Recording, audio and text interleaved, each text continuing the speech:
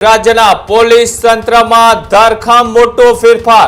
આખો વિડિયો જોતા પહેલા હજુ પણ અમારી ચેનલને સબસ્ક્રાઇબ નથી કરી તો YouTube પર સબસ્ક્રાઇબ કરો અને Facebook અને Instagram પર ફોલો કરો। ગુજરાતમાં વહેલી સવારે આઈપીએસ અધિકારીઓની મોટા પાયે બદલી, અંતે રાજ્યના પોલીસ તંત્રમાં ધરખમ મોટો ફેરફાર। 37 આઈપીએસની બદલીનો ગંજીપો એક સાથે ચીપાયો। સાથે જ શમશેરસિંહને ડીજીપી સિવિલ ડિફેન્સ તરીકે નિમણૂક કરાયા તો રાજકોટ આઈજી અશોક કુમારને આઈબીમાં મુકાયા।